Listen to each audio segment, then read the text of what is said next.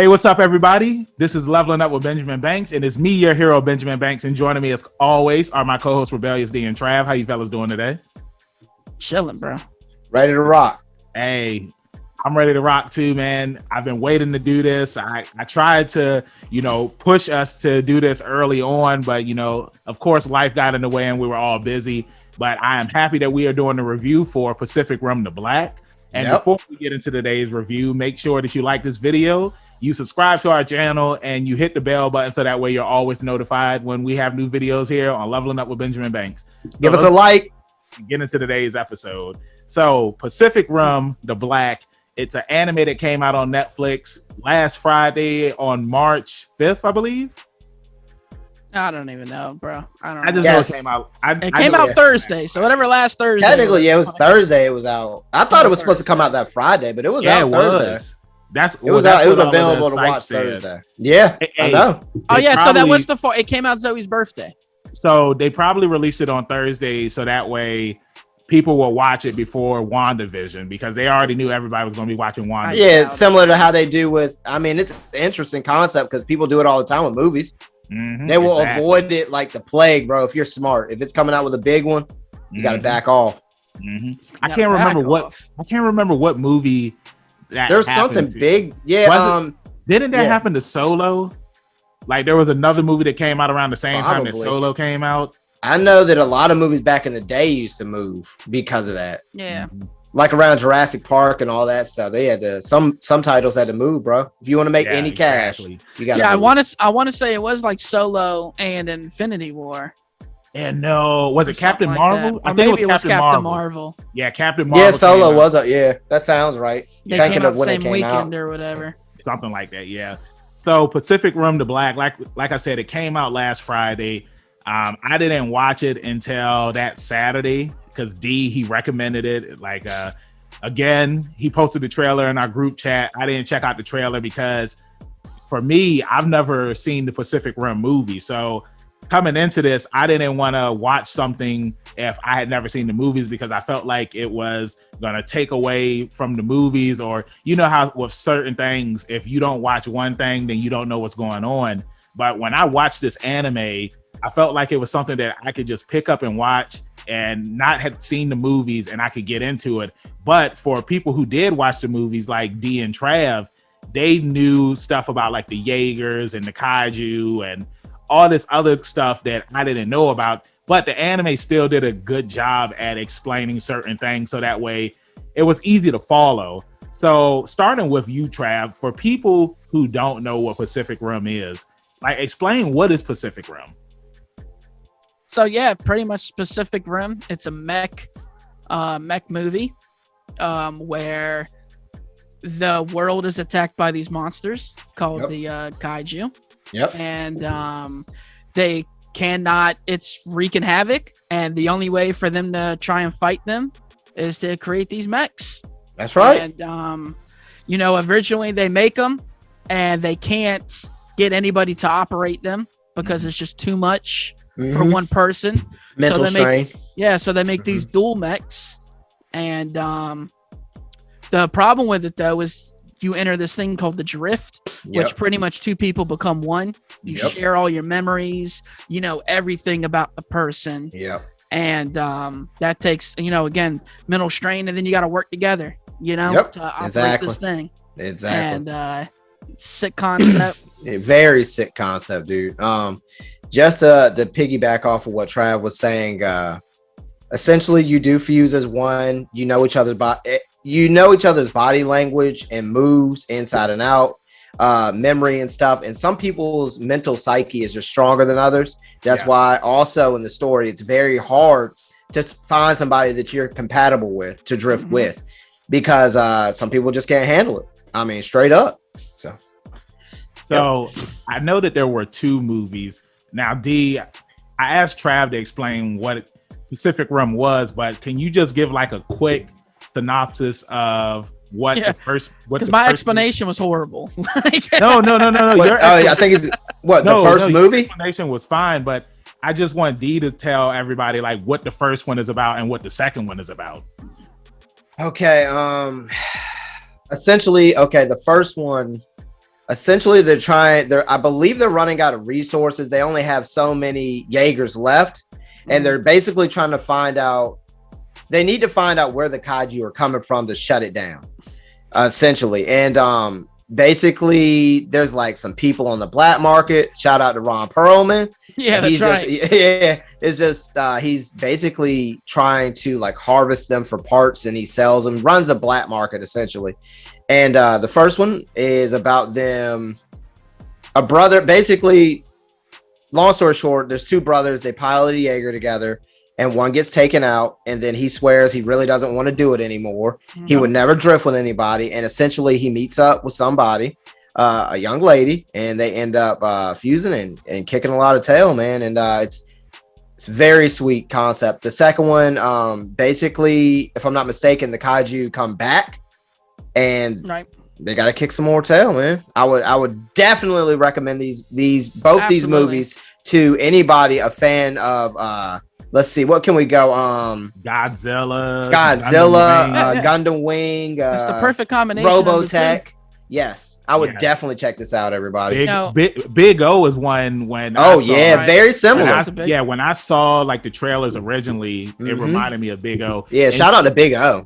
Hate that ending, but thank you for telling people what the first one and the second one was about without giving too much away. So that way. People that are watching this, it's like they can still go and check these movies out. So that way definitely recommend, guys. Anybody listening, check them out. And to piggyback off that, just to give more context, where they're coming from is already.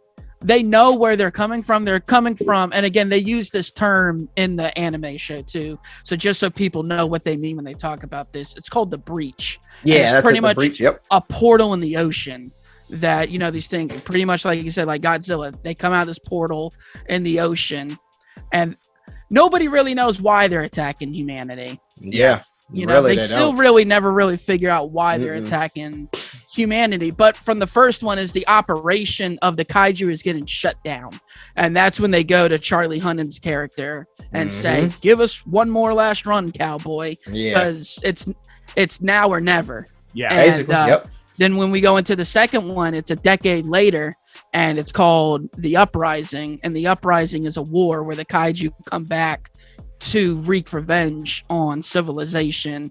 But they've changed the way that they are a little bit. They've smartened up. And again, even when you go into the anime, as you saw, they change again. Now they're small kaiju. We didn't get that in the movies. You got smaller kaiju, shape-shifting kind of like kaiju. Yep.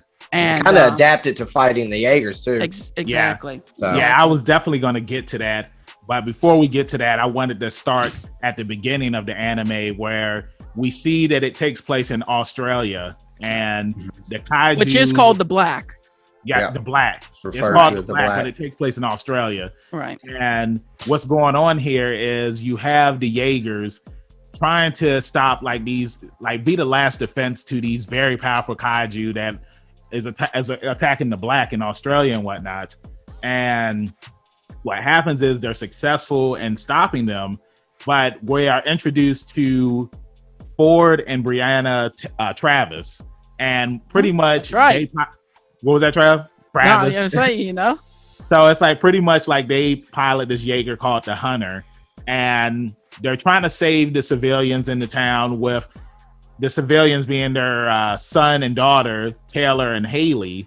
And they end up saving them, and they take them to a canyon out in the desert where they want them to stay until they come back, so that way they can, see if there are any more civilians in the town and whatnot. And they don't return. 5 years passes by. Everybody that was there, they're older now, and they have a decent community from where they are. It's just like, they have food there. They're able to live a safe life, out in the middle of nowhere where there are no kaiju and whatnot. And what ends up happening is Haley, she finds what is it? Like a secret area in the canyon that they're in. And inside of the area, there is a Jaeger. It's a training Jaeger. Look like a base. She, not to cut you off. Oh, go ahead, D. No, I was just saying it looked like a base. You can definitely tell. You can definitely tell it was a training facility at one point in time. And they shut everything down. They shut everything down when basically. The Hey. evac. And they had to pull out, baby. Yeah, that's right. So pretty much Haley, she finds this Jaeger, she links up with the system, and then later on, Taylor, he finds out about it, and then they both go there, they explore it and whatnot. Taylor, he's still pissed off because it's like he still thinks that his parents are alive. Is it Taylor that thinks that they're alive, or is it Haley? Taylor thinks they're dead. Haley, Taylor basically. Haley thinks they're coming back. Yes, because Taylor has moved his mindset to protecting his sister and everybody else there. He's like, all right, this is a lost cause. We need to do what we can to stay alive. Exactly. And what ends up happening is they go inside of the Jaeger and they accidentally open up the doors to the training facility. And because they do this, it makes a bunch of noise and it attracts a kaiju. And when this kaiju comes to the village, like pretty much it destroys everything. Yeah, it's over. It destroys Taylor's love interest. It destroys their friends. All this stuff. Like you total Godzilla moment. Yeah, it's like you don't even get to know the people in the village. And when I saw this, I was at least expecting like some of the people to survive, but like nobody survived. And it was just it was very cool how this is how the anime starts off. So starting with UD, like how did you feel about the whole premise of battle going down in Australia? Now 5 years has passed, and then they're trying to just live their lives and move on from what happened in the past. Well, Taylor's trying to move. He's trying to move on. Nice. But you know, his sister Haley, she's very like adventurous is a great word, you know, and very spontaneous, maybe. I don't know, she just keeps nagging him and she just doesn't want to give up. She thinks her parents are still out there.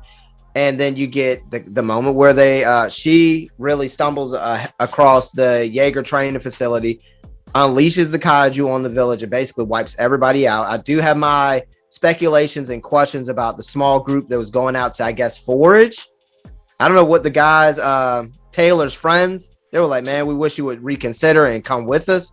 I don't think those guys were there when it goes down because they don't show their bodies. Yeah. So very ambiguous, but I liked it, man. It was very very like Gundam-ish, you know. Hey, I found this robot, we got to get this guy. Doesn't go their way, but yeah, I really like the opening. Trav?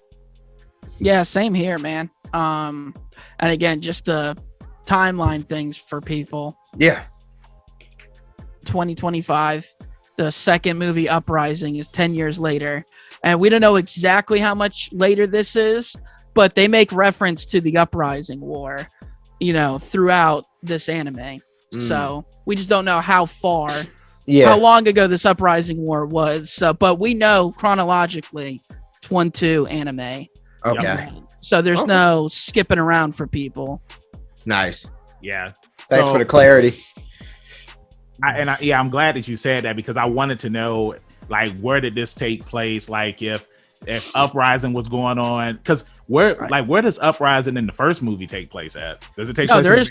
There is no Uprising in the first one. The Uprising. No. I'm talking about the first one and the second. So, like, where do they take place in different areas or? The first one's in America.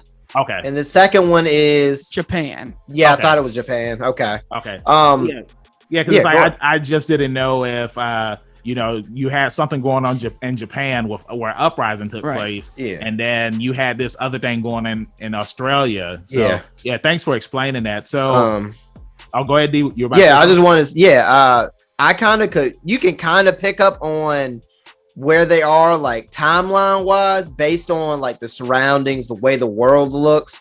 You know, it's not one of those things where it's like, this happened in 1999, and then we're because there's nothing around in the black. There's like literally nothing. So now pretty much Taylor and Haley, they see Copperhead, which is the monster that's the kaiju. And I'm sorry, it's not Japan, it's China. China. Okay. I thought it was something. Oriental.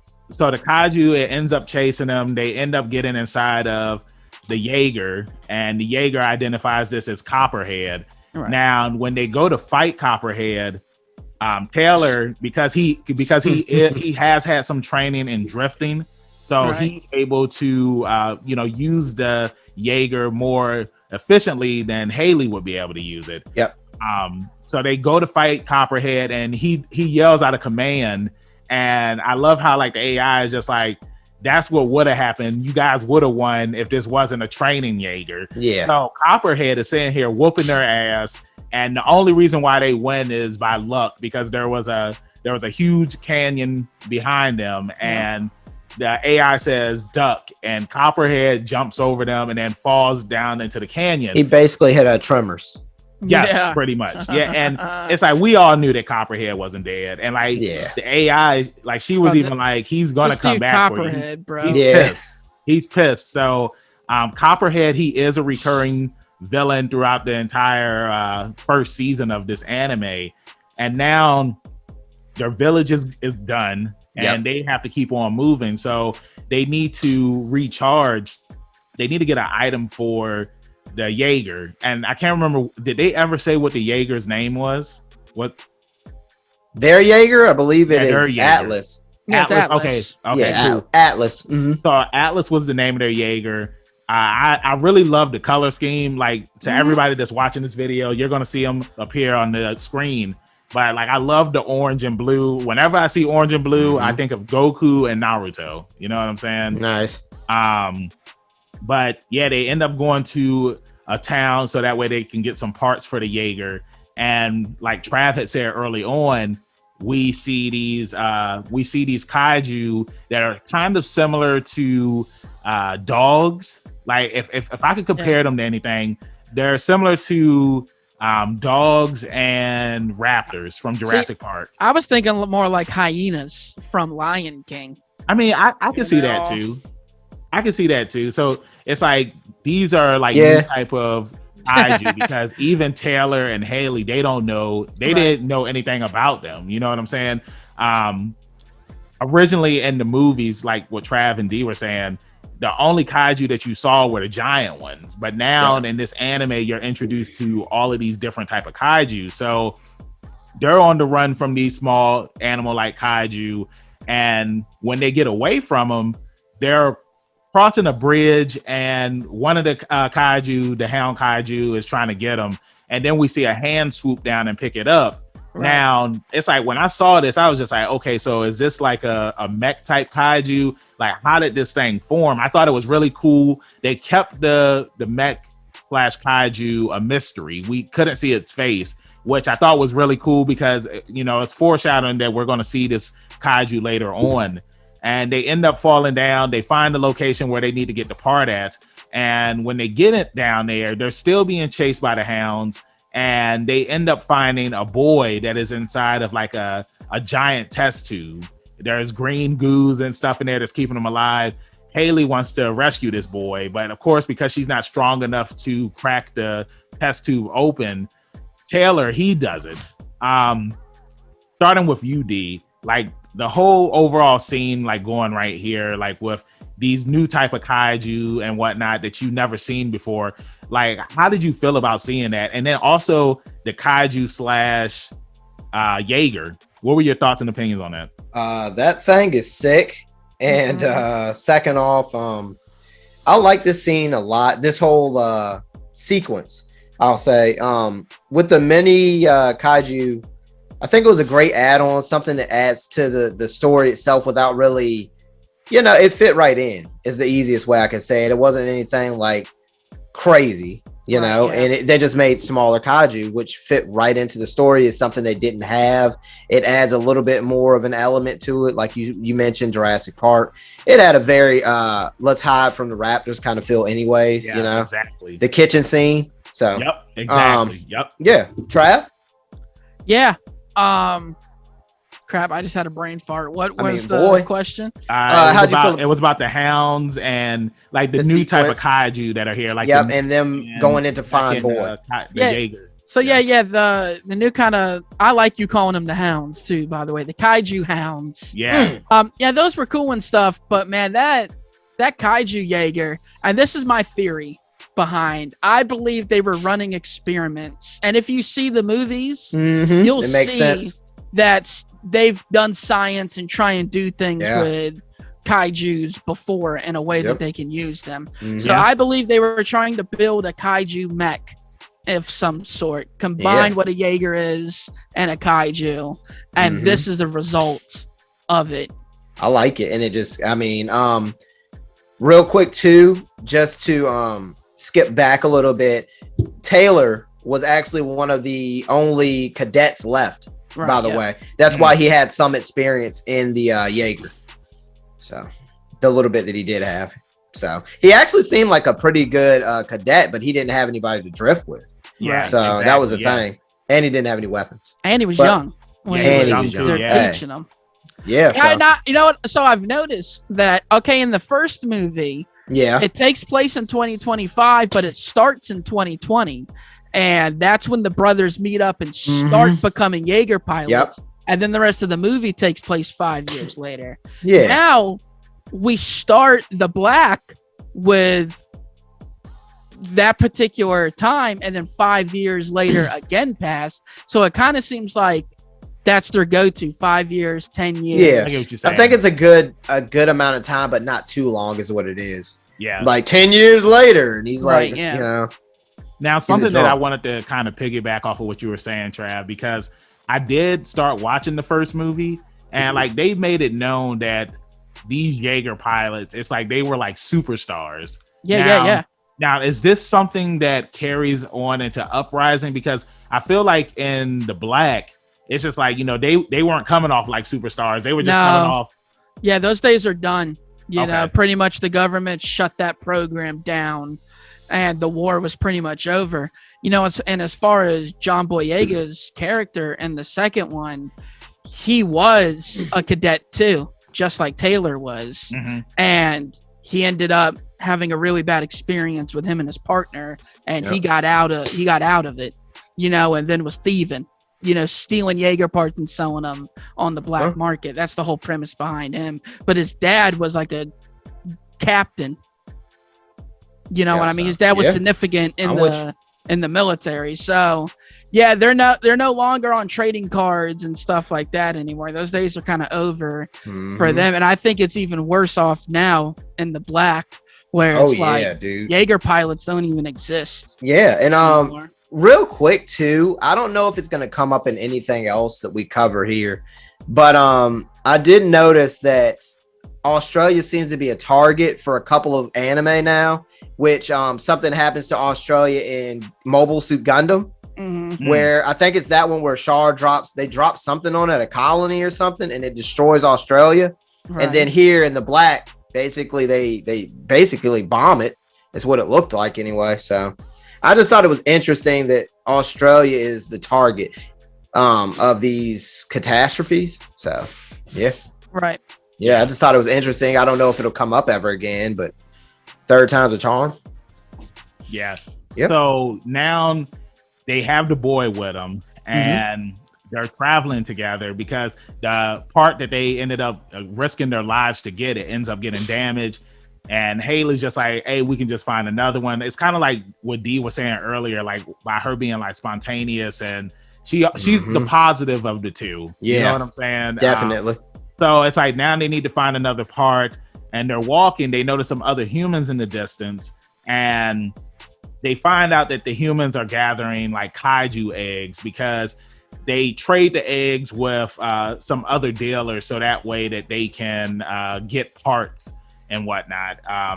We see that there's like an amphibian kaiju that is eating the eggs and whatnot. So like there's a lot of different kaiju in this series and I feel like that's really cool because it's like you don't just stick to the traditional kaiju, the giant one. So it's like you can explore more with, you know, like the hounds, and I'm pretty sure we might get some bird kaiju that aren't huge. So they meet up with these humans and whatnot, and one of the leaders of this group, her name is Mai. And Mai is this badass. I want to say Mai was my favorite character on this in season 1. That is, you know, later on we find out more about her backstory and whatnot. And pretty much, like I said, they're getting these eggs so that way that they can trade them for parts and whatnot. And we meet their leader, Shane. And Shane, he pretty much sees that they have a Jaeger, and he wants the Jaeger, and he pretty much takes the Jaeger from him because it's either, give us the Jaeger or we're going to kill you guys. They get the Jaeger. Taylor tells Shane that he's the only one that can really pilot it for real.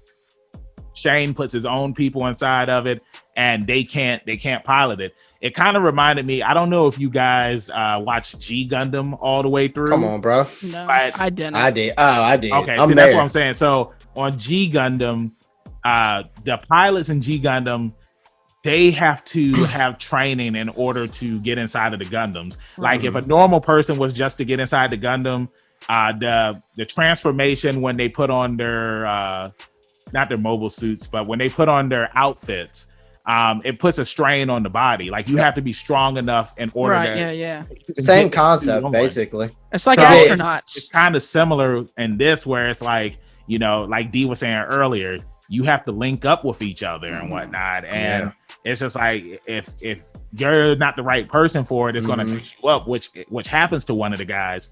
So our favorite kaiju comes back, Copperhead, and Shane wants to put his own people inside of the mech, and Taylor's just like, no, you need to put me inside of that, because if not, then we're all gonna die. Taylor hops in there, Mai hops in there with him, and they end up fighting Copperhead again. They end up escaping and whatnot, and what ends up happening is during like this whole process, like she's seeing Shane for what he really is. Like she's finding out stuff about him. Like we find out that Shane told this story where he saved. Well, let's not spoil. Yeah. Okay. Don't go too close. Yeah, don't go too far in the story is what I'm saying. Okay. Say Morgan Edge for the people that need to watch it. All right, well, Trav, you take it away from right here, buddy. Go ahead. Well, no, so like you were talking about, Joel he's trying to get Joel to pretty much match up with anybody. He's sending in guy after guy after guy, and wearing them out. He's getting sick. But again, this guy's drifting with person after person after person. Yeah, it's messing him up, bro. I thought it was real quick on Joel, Trav. Since we're here now, finally, I really like the concept that when he drifts with so many people, some of his older skills start to come back, but he loses. I think that's he gains skills, but he loses from other people. Yeah, but they didn't do that in the first two movies. No, they never did anything. But like I think it's kind of neat. I think it's super sweet. It's kind of like Matrix when he's like kung fu. You know what I mean? He links up with this person, and now his abilities become his abilities. Yeah, and that was really cool. So I'm wondering if you sync with people or drift. We'll use if you drift with people, like say this guy's a badass with swords, like, and you drift with them, do you keep it when you get out now? Is that seems to be hit or miss, you never know. Because he was keeping some of those people's memories, and remember, like, he was talking about certain things, and they was just like, no, you weren't there to experience that. That's somebody else's memories. Right. So it was really interesting. Copperhead, he ends up biting off of one of Atlas's hands, and because he does this, after the battle, this really pisses off more. I'm about to call him Morgan Edge now. Shane. He's like Morgan Edge in a different time. I was about to say, I was like, dude. Shane reminds me. Go ahead, Trav. I was about to say, and maybe you're going to say the same thing. I was getting real Governor Walking Dead vibe. Woo! You're right. I wasn't gonna say like that one. Without the zombies. The whole community, I felt like, they got the Travis group is what they call them. They come in and there's already like a group of people. It's a lot like the Governor arc. And without the zombies. And he's like, I can do y'all right. Except he doesn't have a zombie daughter in the basement. Spoiler alert. He's trying to be like, I'm the leader here and I keep everybody in line. But really, the guy's just a scumbag. Yeah, he is. Yeah. And so pretty much what happens is, before I get to that, Trav, I was going to say that when I look at Shane, he reminds me of, what is his name? Jeff Bridges. We talked about that. Yeah, so pretty much he's pissed off. He wants the Travis gang kicked off of, pretty much his farm, and he wants them killed. And once Mai hears this, she's just like, well, they didn't do anything wrong. Mai, she ends up turning on Shane and What was the other guy's name that goes with him? Are you talking about Boy? No, not Boy. The guy that with the glasses. The guy that was Joel? also Joel? Joel, yeah, Joel was the guy Joel's that a science. Well, I don't. yeah, Tech. mechanic. Tech. Yeah, yeah. he's like a tech. So pretty much they end up leaving together. And can I say what happens to Joel, or do you want to leave this? Hey, nah, man, that's yeah. That's leave that. Thing. Okay, all right, I'll just leave it. Now you switch over to saying the party, so nobody keep it hidden, man. Wrap it in a bow. Okay, all right.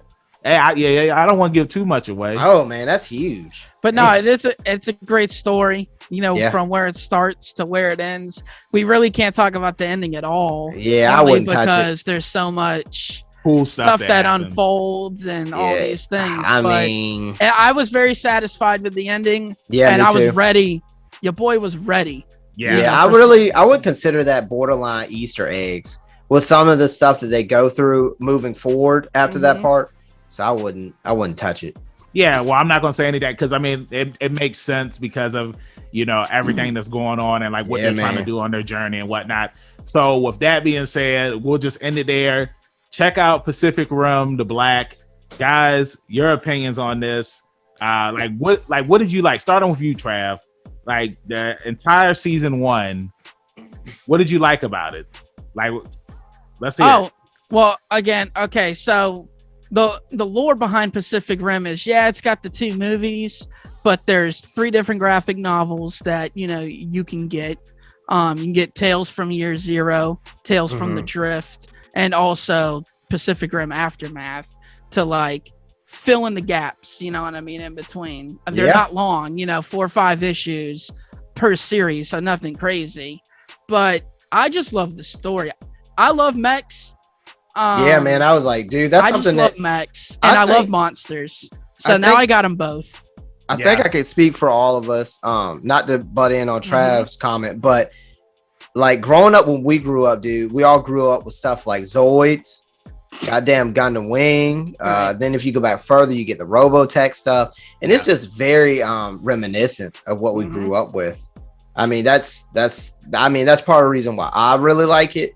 It's just like, we grew up with Gundam, G Gundam, any of it, and it's just. When I can't remember. What Gundam was it where they wavelength match up with the actual Gundams? I think it was G Gundam. Was that G Gundam? Yeah, because hold on, it wasn't. Hold on, when you say anyway, match up, there was a Gundam where like you sink into the Gundam almost, where it's like you operate it mentally, like you become the Gundam. G Gundam. It would have to be. That would be that's the only one I could think of, because all the other systems basically go off the new type, where they're basically like their brain waves move faster so they can operate it faster. Right. Yeah. I only bring it up because I think it's just so much cooler than hopping in the mech and using, just like in Star Wars, you hop in the ship and you fight. This was so much cooler where it's like you got this drift thing. Yeah, man. You have to they sync go up. through all the mental stuff. Yeah, and you got to go through all the up, memories and whatnot. And, both of them are, it's like Power Rangers, bro. Yeah. They're doing it and stuff like that. More advanced reason. I don't feel like this world has been explored. Yeah. Hell no, man. I don't know who owns the rights, and I don't know what holds them back from doing more things with Pacific Rim, but they need to push more product out, even if it's more comics. Yeah. I would love to see somebody pick up and do a really good I would love to see them do a standalone Pacific Rim game. Just not a fighting game, but an actual like the Gundam games that they have. Yeah, play through the story. Yeah, and it would be really sweet, dude. Could you imagine being able to customize and yeah, absolutely. Man, come on, bro. Yeah, something else I wanted to, piggyback off of what you had said earlier when you had brought up Tremors. Like, I really feel like that's what the kaiju are in this anime, because in Tremors, like, remember, originally you only got the ones that could stay in the ground. Yep. Right, and then they evolved. Series progressed. By the time we got the Tremors 6, Yeah, you got the one that was Tremors, like, the prequel one was pretty good. Land. So, yeah, again, this was a good series. My final rating for it, I'll give it a 7 out of 10. I like that. Yeah, I'm going to personally rate it a little bit higher, only because, again, I loved Pacific Rim when it came out. I saw it in theaters. Oh my goodness. I loved Uprising when it came out. Again, everybody knows I love John Boyega. I'll watch anything that John Boyega is in. Yeah. So, and he produced Uprising as well. Oh, nice. with Del Toro. So Del Toro. Yeah. So me personally, I'm giving it a 9 out of 10, but it's only because I love this series. Yeah. As for me, I'm gonna probably go 8 out of 10, just because like the only reason I give it an 8 is because I still think that it has a lot of room. Like you said, they haven't really scratched the surface of what they could do with this. No, absolutely. I mean, at all. And I could just imagine like mixing and matching Jaegers and new kaiju. I mean, there's so much they could do with it because they've been so successful with it, but they've only used a limited amount of what they could do with it. And it's very cool. I love the color scheme for Atlas. Can't wait to see season 2. Yeah, I agree. There hasn't been any news on if season 2 is gonna get a. Yeah, no, season 2's been approved. You said what, Trav? Yeah, season 2's been approved. They announced that during the anime festival. Okay, all right, yeah, because I'm on the page right now. I didn't see anything up here for a season. Yeah, it's already in development right now. Just we don't know how many episodes. It's going to be 7 again. We don't know that. Yeah. Well, I'm looking forward to it. I feel like the only reason why I'm giving it a 7 is because this is pretty much my introduction into the series. But I will say that I always think that it's awesome when you have a popular series and it continues past the movies, because like you said, D, there's always room for exploration when it comes to stuff like this, because there's so many questions that you want to have answered. And we're getting new mechs, we're getting new kaiju. So yeah, like I said, I think that once I watch the movies and once I watch season 2, I'm pretty sure that my rating will go up. But for right now, I'm just going to stick with 7. So, everybody that watched this video, thank you for watching. Make sure that you hop in the comments. Let us know if you watched this series. Let us know how you felt about it. Did you like it? Did you hate it? And with that being said, D, let them know where they can find you at in social media land. That's going to be rebellious_D23 at Instagram.com. Trav? And same place, same time, same bat channel, baby. Instagram at ZK Audio. And of course, Young Benjamin, where we gonna find you at? You can find me, your hero, Benjamin Banks, at KingBenji_Banks on Twitter and Instagram. You can look me up on Facebook at Benjamin Banks. I should be the first person to pop up. If not, then I need to contact Mr. Zuckerberg. Thank you for watching this video. We'll see you next time. Like I always say, keep that pinky up. Peace. Thank you for watching a brand new episode of Leveling Up with Benjamin Banks. Make sure that you hit that like button and you subscribe to our channel. Hit the bell button so that way you're always notified when we have new content on our channel. Make sure you check out our podcast where we release new episodes every Tuesday, and the video of that episode is uploaded on Friday. And you can find new episodes of our podcast on all podcast platforms. Make sure you follow all the Leveling Up with Benjamin Banks social media accounts at Leveling Up Banks on Facebook, Twitter, and Instagram. Also, we have a Patreon. If you're feeling generous and would love to donate to us, it's at Leveling Up Banks. And huge shout out to our patrons. We really appreciate you and thank you for the support. We'll see you next time on Leveling Up with Benjamin Banks.